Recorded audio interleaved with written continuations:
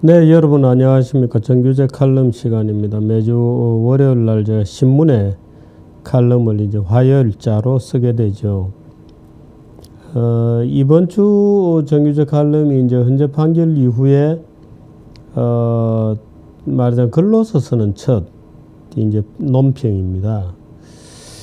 사실이 헌재 판결이라고 하는 것이 들여다보면 들여다볼수록 엉터리다 이런 느낌을 저는 받아서 또 우리 사회가 박근혜 탄핵 문제를 다루는 일련의 과정을 보면 참 저로서는 한국인의 어떤 비열성 같은 거, 또 잔인함 이런 것들이 좀 느껴집니다. 말하자면 넘어진 사람에게 뭘 또 밟아버리려고 하는 그런 겁니다. 그래서 헌재 판결도 여러 가지 논란이 되겠습니다만은 거기에 대해서 논평을 좀 해보도록 하겠습니다. 신문에 나간 제목은 경제적 자유에 대한 해석과 재해석 이렇게 달았습니다만은 정규제 TV 제목은 헌재 판결과 경제적 자유, 경제적 자유와 헌재 판결 이런 정도가 무난하지 싶습니다. 대통령을 파면하는 데 성공했다고 춤을 출 수는 없다. 물론 춤을 추는 사람도 있죠. 근데 예를 들어서 독재자를 파면했다, 독재자를 하야시켰다, 독재자를 물러나게 했다는 것하고 박근혜에 대한 탄핵은 좀 다릅니다.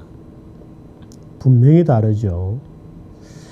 이 박근혜에 대한 탄핵은 우리 사회의 소위 반박근혜의 정치적 어떤 흐름이 쭉 되어 오다가 소위 고영태의 폭로를 계기로 폭발적으로 박근혜를 탄핵으로 몰아간 말하자면 무능하고 부패하고 최순실이 국정을 농단했다는 이제 그런 혐의죠. 그래서 독재자를 축출해서 했다. 그런 것하고는 좀 기본적으로 이 기분은 다릅니다. 그게 이제 촛불이 되었건 촛불 쪽은 축제를 벌였다고 합니다만은 이 독재자를 쫓아냈다 이럴 때는 누구라도 이제 자유의 순간이 왔구나 하고 큰 호흡을 하면서 이제 자유를 만끽하게 되죠.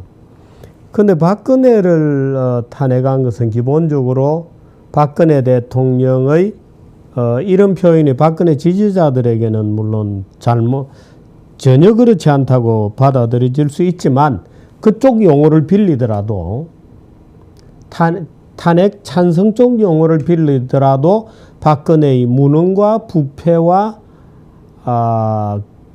그런 겁니다. 그러니까 최순실의 국정 개입과 부패와 이제 이런 거죠. 그러니까 탄핵을 시켜서 그 대통령 자리에서 파면했다고 해서 기쁠 일은 없습니다.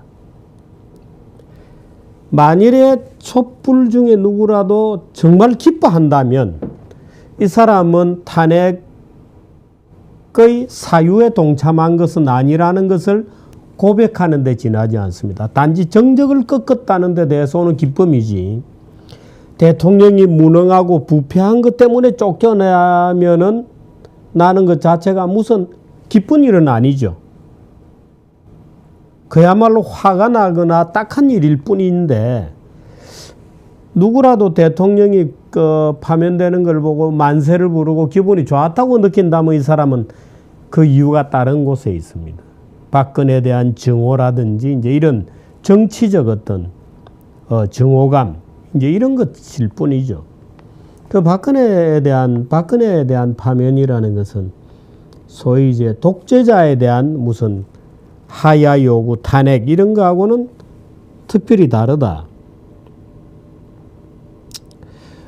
여론이 요 며칠째 대통령에게 승복을 요구하고 있는 것은 정당한 이번 탄핵이 정당한 파면이기를 바라는 일종의 죄의식 때문일 수도 있다. 이렇게 저는 썼습니다. 지금 온 정치권이 나서서 박근혜가 빨리 승복을 해라고 요구를 하고 난리법석이죠. 오늘 아침에도 온 신문이 승복 안 한다, 뭐 박근혜가 사실상 탄핵 심판을 거부한 것 아니냐, 뭐 이제 이런 요지로 굉장히 난리가 났습니다. 물론 박근혜 대통령은 승복을 했으니까, 판결이 내려졌으니까 자기 발로 청와대에서 걸어 나왔죠. 근데 누구의 것이든 양심의 자유까지 침해할 수는 없습니다.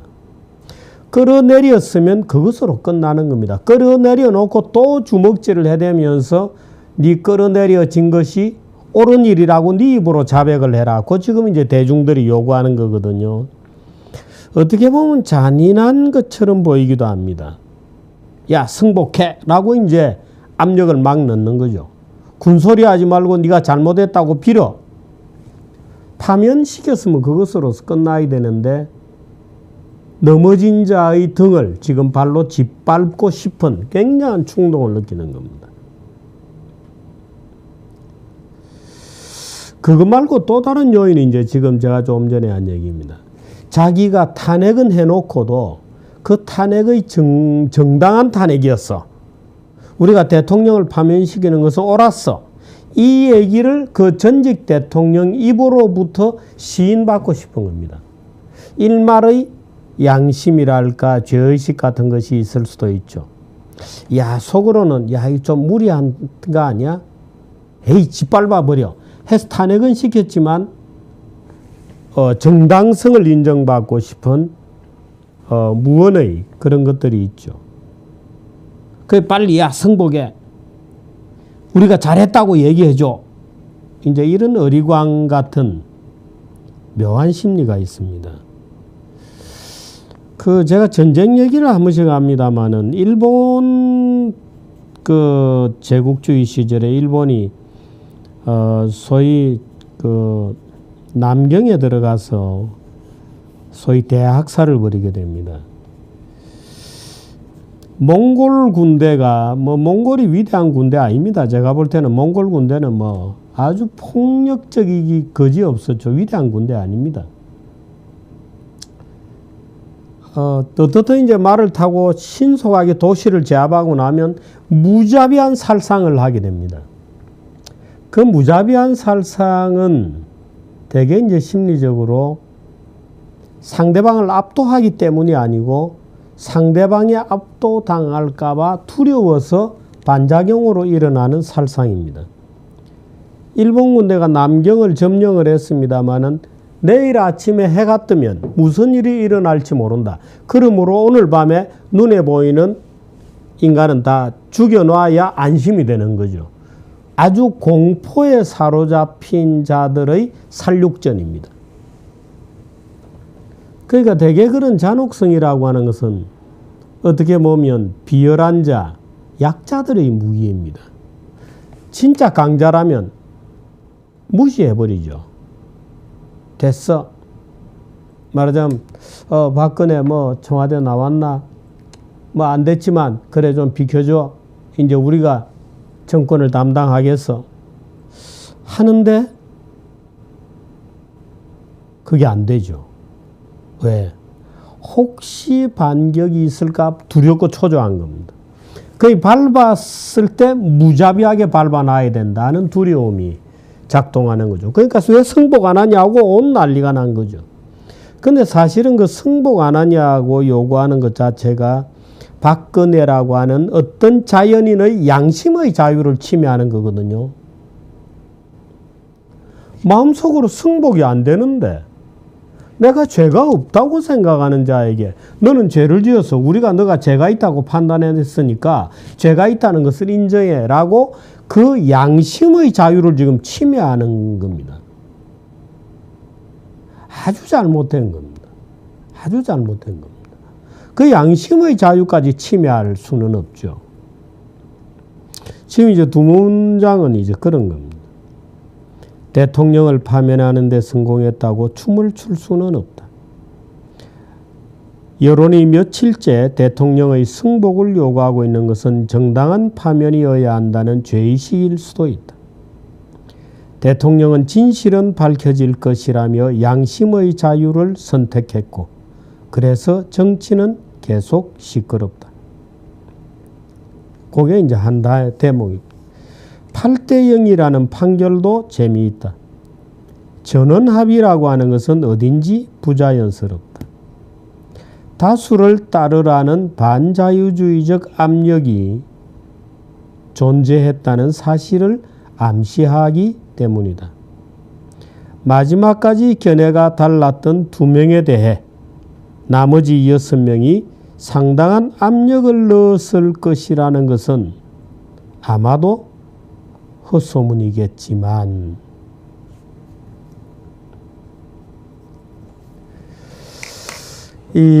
실제로 오늘 아침 일부 언론에도 그런 얘기들이 나오고 있습니다만은 물론 뭐 저도 전에 들은 얘기에서 이 사기의 사실이라고는 참 믿고 싶지 않은데 마지막에 2명이 의견을 굽히지 않았다 그래요. 그래서 그 6명이 그 2명을 말하자면 탄핵 전원 합의로 몰기 위해서 굉장한 압력을 넣었다는 얘기도 있습니다. 그럼 왜 헌재 재판관들은 평소처럼 그럼 2명은 반대 의견이면 6대2로 의견 내면 되는데 왜 굳이 전원 합의가 필요했냐? 이것도 역시 약간의 공포감입니다. 개인이 되거나 의견이 엇갈렸을 경우에 쏟아지는 질문과 비교, 대조가 되잖아요. 그러니까 만장일치 속에서 익명으로 숨어야 되는 겁니다. 자기 자신을 드러내고 싶어 하지 않는, 아니 드러내지 못하게 만드는, 우리는 만장일치야 하는 것 속에서 자기 자신을 꽁꽁 숨겨버리려고 하는 비열함, 말하자면 그 공포에 떠는 몽골 군대와 공포에 떨었던 일본 군들과 그 잔혹하게 변하듯이 헌법재판관들도 6대2, 5대3으로 갈렸을 때 쏟아지는 그 비교에 대한 공포, 무언가 응답을 해야 한다는 공포, 너는 왜 그랬니라고 하는 설명을 요구받을 수 있다고 하는 공포. 좋게 보면 약간의 애국심도 있을 수 있죠. 우리가 만장일치로 가는 것이 국민들이 그래도 승복하게 하고, 에이 이제는 막 끝내자, 이런 식의 정치를 좀 쿨다운 시키지 않을 수 있겠는가, 시키지 수 있지 않겠는가에 대한 기대가 있었기 때문에 오케이 받아들인다, 받아들이도록 하자. 그래서 우리가 웬만하면 만장일치로 내자 라고 아마도 다른 재판관들을 설득을 했을 겁니다. 그런데 그 이면에는 살짝 뒤집어 보면 헌법재판관들의 어떤 비열성, 익명성을 요구하는 거죠. 야, 내가 이름이 드러난단 말이야. 누구누구는 이렇게 했고 누구누구는 이렇게 해서 덮어버려. 그래서 전원일치가 필요했을 겁니다. 자, 그 다음 이제 내용에 대해서 한번 보겠습니다. 대통령을 파면함으로써 얻는 헌법 수호 이익이, 수호라는 표현을 참 거창하게 쓰네요. 대통령 파면에 따르는 국가적 손실을 압도할 정도로 크다. 이렇게 이제 이정미가 결정문에서 발표를 했습니다. 압도할 정도로 크다는 말은 법정에서는 일종의 상용어죠. 말하자면 비교 형량을 해서, 말하자면 이익이 큰 것을 선택하는 거죠. 비교 형량 뭐 이런 말을 씁니다. 하지만 압도적이라는 표현은 생소한 것이다. 본인 혹은 타인이 다시는 그 같은 범죄를 저지르지 않도록 강제하는 힘을 위하력이라고 합니다. 뭐 일반 특별 효과 뭐 이런 말을 씁니다만은, 일반 효과 같은, 예를 들어서 소매치기를 했다. 그러면 대중이 보는 앞에서 손을 잘라버린다. 그럼 대중들이 소매치기 하면 안 되겠구나. 이제 그때 급 먹는 거, 또 급 주는 거, 그거를 위력을 할 때 위하고 하합니다. 화가 아니고, 위화감 할 때 화가 아니고, 위하력이라고 합니다. 그 위하력을 염두에 두고 이제 이런 표현을 쓰는 거고, 그죠? 대통령을 파면함으로써 얻는 헌법 수호의 이익. 그건 다시는 어떤 대통령도 헌법을 잘 지키도록 하는 이익이죠. 이게 지금 대통령을 파면하는 여러 가지 손실에 비해서 지금 대통령을 파면해서 헌법의 가치를 만천하에 다시 강조하는 것, 이 파면하는 것을 보여주는 것, 이게 장차 다른 대통령, 이 경우에는 본인은 아니죠. 다른 대통령들이 헌법을 능멸하지 않도록 하는 효과가 지금 박근혜 대통령을 쫓아냄으로써 생기는 여러 가지 부작용보다 압도적으로 크다. 이렇게 얘기한 겁니다. 이정미 씨가. 참고로 저는 이 대법원이 헌법재판소를 능멸하고 있다고 생각합니다. 이번에도 물론 저는 개인에 대해서 누가 누군지 잘 모릅니다만은 50살 먹은 여성을, 젊은 여성을 또 이정미 후임으로 추천했다지 않아요? 근데 헌법재판소 재판관을 이제 겨우 50살 먹은 이런 표현이 뭐 나이 따라 이런 표현을 하는 것은 나이 차별이라고 누가 반론을 제기할 수 있을지도 모르겠습니다만 너무 젊다. 헌법의 가치라고 하는 엄중한 문제를 다루는데 예를 들어서 이번 대통령 파면 같은 경우에도 이게 맞는 거냐? 새파란 이정미가 말하자 이런 기분을 우리는 느끼게 되는 거죠.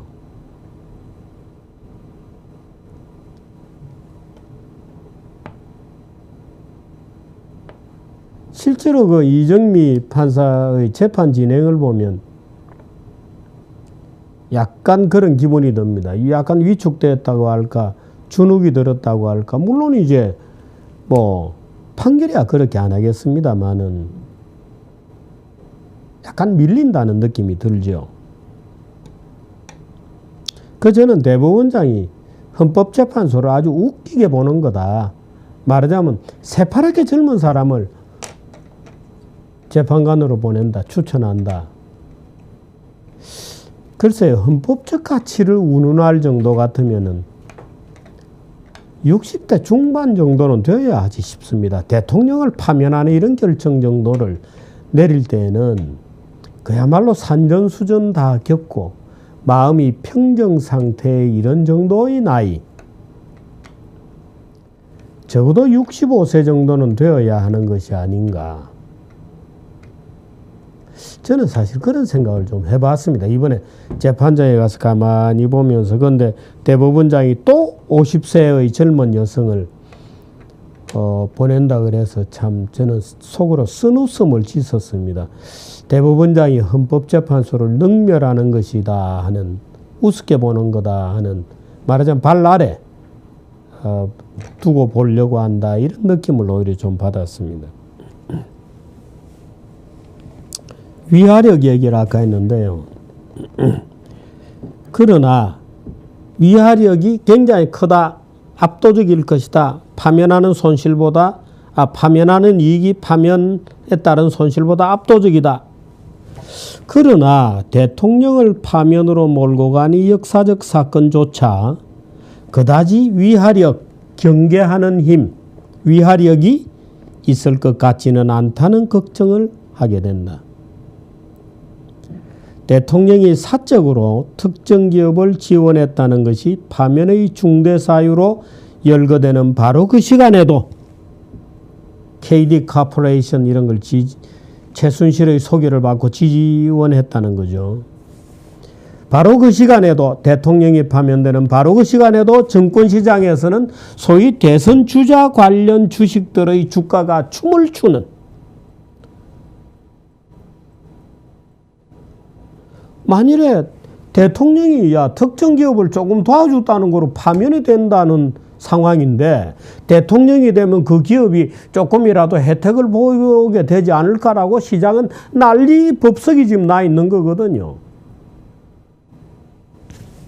위화력 빵점입니다. 없습니다. 왜? 탄핵의 진짜 이유는 그게 아니라는 것을 정권시장의 투자자들이 다 알거든요. 다 알거든요. 탄핵의 진짜 이유가 대통령이 KD 코퍼레이션을 최순실이 부탁을 받고 도와줬기 때문이냐. 애도 웃는다 이거죠.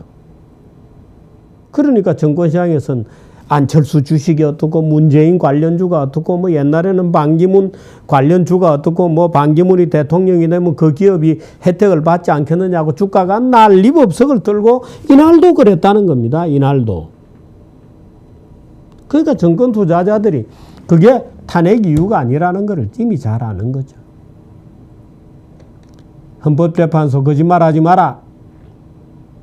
웃기지 마라. 무슨 탄핵의 위화력 놀지 마라. 부패는 그렇게 헌법재판소를 희롱하고 있다. 그리고 구청장만 바뀌어도 사무용품 납품업자가 바뀐다는 것이 현실이다. 현재는 기업에 대한 정부의 권력의 개입은 오로지 법을 통해서 박근혜처럼 말을 통해서 무슨 임의로 자의적으로 하지 말고 기업에 개입하려면 법을 만들어서 해야 된다. 이렇게 이번 결정문에 있거든요. 법보다 주먹이 가깝고 지금 한국은 더욱 그렇다. 더구나 국회에서 만들어진 법이라고 모두 국회에서 만든 법. 그건 만들어진 법이라고 저는 부릅니다. 만들어진 법이라고 모두 정당한 것도 아니다. 법 만들어서 해라. 웃기지 마. 엉터리 법이 너무 많아. 사실 지금 국회에서 개별 기업에 관련된 법 만드는 거 보면 엉터리 법이 굉장히 많습니다. 보편적 입법이 아닙니다. 지금은 처분적 입법이 굉장히 많습니다. 특정 기업에만 해당되는 법들이 굉장히 많죠.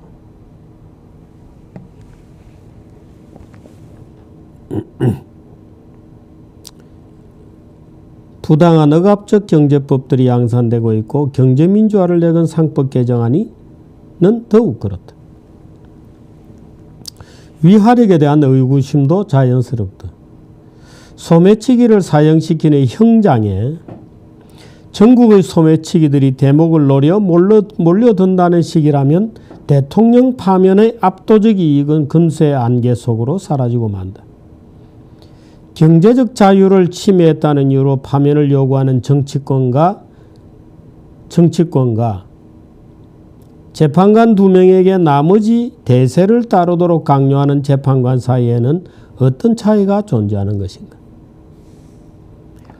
헌재가 기업에 대한 개입을 대통령 파면의 중대 사유로 열거하는 바로 그 시간에 기업에 대해서 이래라 저래라 간섭했다. 는 것이거든요. 그 파면 사유입니다. 그런데 헌재가 그 파면 사유로 대통령을 파면하는 바로 그 시간에 대한민국의 장관은 주영한 장관은 4대 기업, 몇 대 기업의 부회장들, 사장들 모아놓고 겁주고 있었어요. 물론 돈을 출연해라고 얘기하지는 않았지만 기업들이 자기들이 다 알아서 할 텐데 국가가 비상사태이니까 너희들이 더 열심히 경영해라 하나만한 얘기를 겁주고 있는 거죠. 금융당국은 뭐 했나? 금융당국은 금융업자들 불러놓고 개인대출 줄이라 리스크를 관리해라 또 옆차기를 한 겁니다. 압도적인 파면의 효과? 그런 것은 존재하지 않습니다. 허공에 있는 겁니다.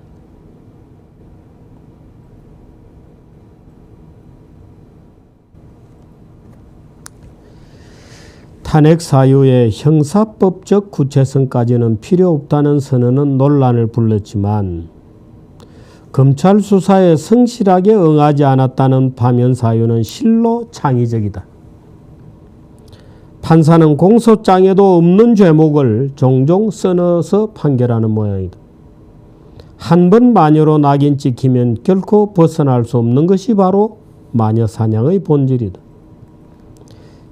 자백을 하면 고문에 못 이겨 자백을 하면 당연히 자백을 했으니까 마녀가 되고, 심하게 고문해도 자백하지 않으면 이번에는 더 악질적인 마녀가 되는 것이 마녀 재판이죠. 이번에 박근혜 지금 대법원 문제가 딱 그걸 쓴 거거든요. 검찰이 수사하는데 제대로 협조도 안 하고 특검이 수사하려는데 청와대 문을 안 열었다. 괘씸하다. 매우 철아. 그 괘씸한 마녀로 걸리는 겁니다. 그 가서 자백을 하면 자백을 했으니까 마녀로 처단하고, 자백을 안 했으니까 너는 더 나쁜 마녀다 하고 이번에 판결을 한 겁니다. 이 마녀 사냥의 논리 바로 그대로입니다. 이게 마녀 사냥입니다. 지금 헌법재판관들은 자기들이 판결해놓고 그게 마녀 사냥하고 얼마나 다르고 같은지를 모르고 있는 거예요. 이 사람들이. 바로 이게 마녀 사냥이라는 겁니다. 그 자백을 순순히 검찰이 나와서 자백을 하면 봐줄 텐데 택도 없죠. 자백을 하면 자백을 하니까 마녀고, 그 이번처럼 박근혜 대통령처럼 자백을 안 하잖아요. 그러면 너는 더 지독한 마녀로 이번에 판결을 한 거죠. 그래서 이건 뭐 소추장애도 없는 겁니다.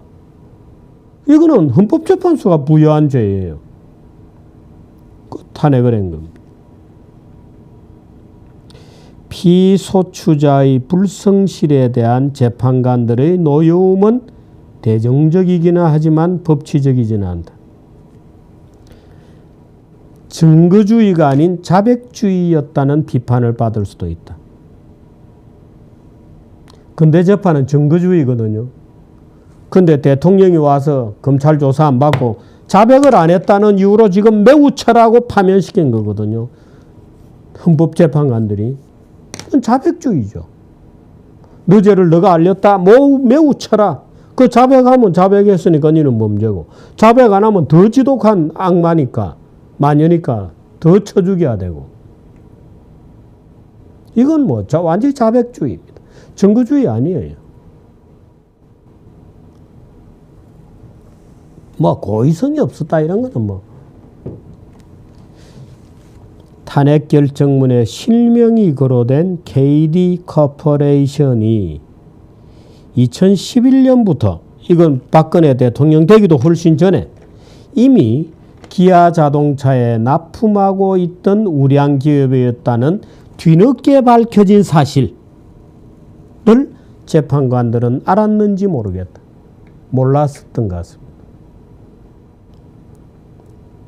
탄핵 결정문에 가만히 보면 이 KD 코퍼레이션이, 물론 앞뒤에 자세한 설명은 없습니다. 예를 들어서 아주 실력이 없는 기업인데도 불구하고 박근혜 대통령이 억지로 현대자동차에 납품을 시켰다. 이런 이제 억지로 이런 표현은 없지만 앞뒤 문맥을 보면 생략되어 있는 전제가 별 시답지 않은 회사인데 박근혜 대통령이 최순실로부터 부탁을 받은 그것 때문에 납품을 새로 하게 된 것처럼 써놓고 있거든요. 근데 이건 검찰 공소장입니다. 근데 그 공소장이 나오고 나서 그 공소장이 발표되고 난 다음에 현대자동차에서 사실을 보도를 했어요. 이 회사는 그렇게 납품 자격이 안 되고 최순실 때문에 납품받은 게 아니고 그전인 2011년부터 이미 기아자동차에 납품하고 있던 우량업체다. 또 이 업체로부터 납품을 받고 나서 회사 경영이 얼마나 좋아졌다. 물론 그 다음에 대통령의 말도 있었어요. 그래서 기아자동차에만 납품하던 것이 현대차에도 납품을 할 수 있도록 되었어요. 근데 앞뒤 거를 싹 다 빼버리고 나면 아주 몹쓸 짓을 한 거거든요. 도저히 이거 기업의 가치도 없는 기업을 대통령의 끝발로서 납품하게 한 것처럼 보이는 거예요. 그거는 사실과 다르죠. 만일에 앞뒤를 다 알고 써놓으면은 이게 탄핵 사유가 되느냐 이거예요. 근데 싹 그렇게 애매모호하게 써놓고 탄핵 사유로 몰아붙입니다. 고영태 녹취록도 그랬다. 최순실이 박근혜와 짜고 재단에 임원을 갖다 놓고 뭐 재단의 재정 이런 것을 모두 마음대로 했다. 이렇게 지금 써져 있거든요. 탄핵 결정문에는. 그런데 고영태 녹취록을 보면 최순실이 이 재단에서 돈을 제대로 못 빼낸 겁니다. 재단에서 돈을 못 빼냈고 재단의 인사 개입이라고 합니다만 재단의 인사 명단을 보면 다 전문가들이에요. 누가 구성해도 그 정도로 구성할 인물들입니다. 그런데 그래서 고영태님은 이런 애들은 못 들어갔죠. 그런데 녹취록을 들어보면 최순실이 재단에서 돈을 제대로 빼내지 못했기 때문에 고영태가 야 이제 이런 거 터뜨려 가지고 최순실을 이런 애들 다 제거하고 우리가 직접 장악하자 이런 얘기까지 나오는 게 녹취록인데 이 탄핵 결정문은 이 녹취록을 듣기 이전에 작성된 것이 제가 볼 땐 분명해요. 그러니까 탄핵 재판관들은 재판을 하는 신용만 하고 탄핵 결정문은 그 전에 미리 써놓았을 가능성이 굉장히 농후한 겁니다.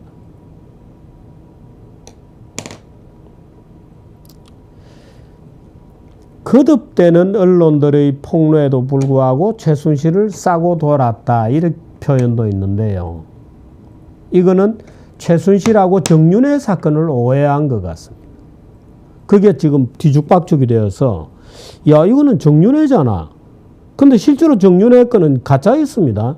정윤회는 청와대 들어온 적도 없는 겁니다. 그런데 최순실 건을 가지고 마치 정윤회 건처럼 쓰고 있습니다. 정윤회 건을 최순실 것처럼 혼동하는 듯한 기술마저 눈에 띕니다. 그리고 국회 표결의 합법성, 적법성은 명문 규정이 없다는 이유로 무시되었다. 예를 들어서 왜 토론을 안 했느냐, 왜 섞어지게 탄핵을 했느냐, 탄핵 안건은 13개인데 하나하나 개별적으로 하지 않고 왜 전부 묶어서 한꺼번에 했느냐, 묶어서 하면 이렇게 되는 거죠. 다른 거는 탄핵 사유가 다 안 된다고 생각하는 사람도 그 중에 하나, 나는 세월호는 탄핵 사건이 된다고 생각해. 그 찬성. 이거를 다 모아가지고 3분의 1을 만들어서 탄핵을 때린 거죠. 그런데 정작 다른 거는 다 무죄로 났고 여기 기업의 경영할 자유를 침해했다. 뭐 돈 내게 한 거 이런 거죠. 이런 것만 가지고 탄핵을 했거든요. 그러면 실제로 국회 재판을 할 때, 국회에서 탄핵 소추를 할 때 그 안건만 가지고 국회에서 탄핵 소추가 되느냐, 죄가 되느냐 라고 물었더라면 안 된다. 그걸로 어떻게 탄핵하냐. 이렇게 결론 날 가능성이 굉장히 많죠. 그러니까 적법하게 적당한 의결 정족수로 대통령을 탄핵시키는 데는 3분의 2가 필요하니까 그 3분의 2라고 하는 적절한 비중의 의결 정족수로 결정되지 아니한 탄핵안을 헌법재판소는 탄핵한 겁니다. 이게 이제 김평우 변호사가 문제를 제기하는 바로 그 탄핵 소추 과정의 불법성이라고 하는 거죠. 그런데 현재는 소추 과정의 불법성 문제는 그건 국회가 알아서 할 일이야. 우리는 몰라 하고 빠져버렸습니다. 국회는 어째도 좋아 라고 국회의 신여임을 스스로 선언한 거죠. 이렇게 되면 사법행정입 입법부 사이에 견제와 균형 자체가 존재하지 않는 겁니다. 그 헌법재판소는 국회도 견제하게 돼 있는데 국회 견제 능력을 스스로 포기한 거죠. 야, 국회는 그 자율적으로 결정하면 끝나는 기관이야. 우리가 뭐라고 얘기할 게 안 돼. 라고 도망가 버린 겁니다. 스스로 그 견제와 균형을 해야 되는 의무를 져버린 거죠.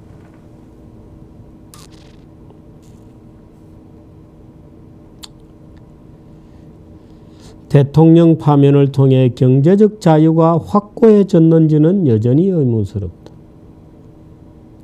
탄핵이 일상화되거나 정치보복을 제도화하는 결과를 낳는다면 이는 압도적 이익이 아니라 압도적 손실일 뿐이다. 저는 지금 대통령이 누가 되더라도 2년이 지나면 탄핵하자는 얘기가 나오고 3년이 되면 또 탄핵을 할 겁니다. 그런 느낌이 듭니다. 경제는 또 나빠지고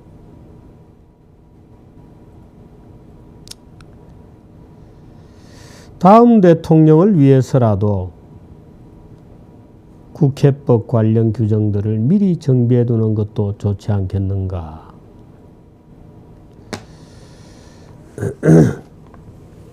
또 탄핵이 되풀이되는 일이 있어서는 안 됩니다.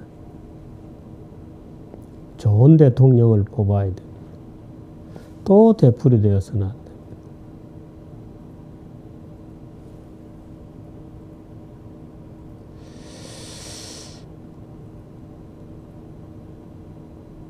제가 이 글에 주형환 산업통상자원부 장관이라고 이름을 넣어 놨더니 이 주영환 장관 본인이 아까 잠시 전에 제게 전화를 해서 뭐 4대 그룹 경영자들 모아놓고 엄중하게 지시하고 이랬던 것은 아니다. 협조를 구하고 비상시국이니까 열심히 합시다 하고 말하자면 그런 얘기를 한 것이지 무슨 지시를 하거나 이러지는 않았다 이렇게. 근데 그게 그겁니다. 50보 100보입니다. 거기서 조금 더 나아가면 협조하는 거죠. 저는 지금 예를 들어서 이재용 부회장을 지금 잡아 넣어 놓고 있는데 이재용을 저는 저 평창올림픽 저거 될지 의심스러워요. 평창올림픽 되겠나 저거. 삼성그룹이 1,000억을 내기로 되어 있거든요. 평창올림픽을 위해서. 이거는 어떻게 했을까요? 이거야말로 탄핵 소축감 아닌가요? 1,000억씩이나 내라고 누군가가 지시를 했는데 삼성에다 요구를 했죠. 그런데 싹 빠져 있거든. 다른 전직 대통령들의 기금 출연 이런 걸 생각하면 박근혜 대통령은 정말 껌값입니다. 그래서 헌법재판소의 결정문을 아무리 읽어봐도 헌법재판관들이 딴 나라에 살다가 온 사람이거나 정치 권력의 하수인이 아니라면 이런 이유를 들어가지고 탄핵하는 것은 불가능하다. 말이 되나? 이런 얘기를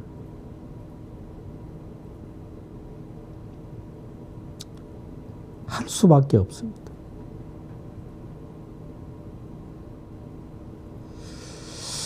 글쎄요, 요즘 언론계도 제가 이제 소위 탄핵의 부당성을 늘 얘기하고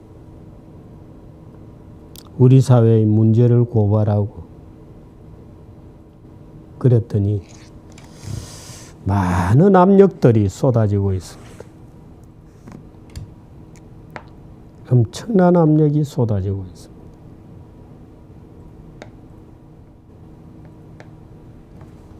고민 중입니다. 여기까지 하겠습니다.